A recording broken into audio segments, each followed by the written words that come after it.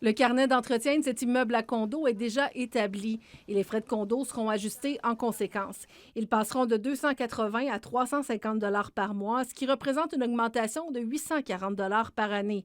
La présidente du syndicat accueille la nouvelle réglementation à bras ouverts. Ici, on a 12 unités.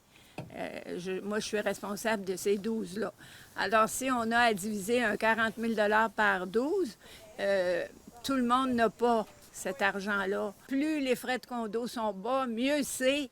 Quelle erreur! D'ici 3 ans, les syndicats de copropriété devront avoir un carnet d'entretien avec les travaux à prévoir sur 25 ans et une estimation des dates et des coûts. Ils devront aussi avoir un fonds de prévoyance approprié avec des estimations des coûts à prévoir ainsi que les sommes à y verser annuellement. Ce courtier immobilier ne pense pas que la nouvelle réglementation et l'augmentation des frais de condo vont décourager des acheteurs. De plus en plus, en fait, j'ai beaucoup de clients acheteurs qui ne désireront même pas visiter un condo si on n'a pas le carnet d'entretien, si on n'a pas un fonds d'auto-assurance, ils ne veulent pas entrer là-dedans.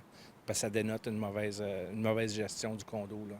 Le législateur a quand même prévu une mesure pour éviter les augmentations trop brusques. Il donne aux syndicats une période de 10 ans pour se rattraper, pour rattraper leur étude de fonds de prévoyance. Il y a la rue Pierre-Launière à Trois-Rivières qui est une rue privée sur laquelle il y a 21 immeubles qui totalisent 84 unités de condos. Chacun des immeubles a son propre syndicat de copropriété, mais il y en a un autre qui va gérer les services, par exemple la rue, les égouts. Et ce syndicat-là devra également se plier à la nouvelle réglementation. Tant qu'à moi, des arguments, il n'y en aura pas parce que c'est une obligation. Les carnets d'entretien et les études de fonds de prévoyance devront être réalisés par des professionnels.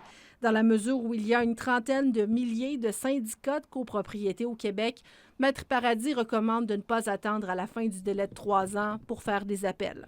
Amélie Saint-Yves, TVA Nouvelles, Trois-Rivières.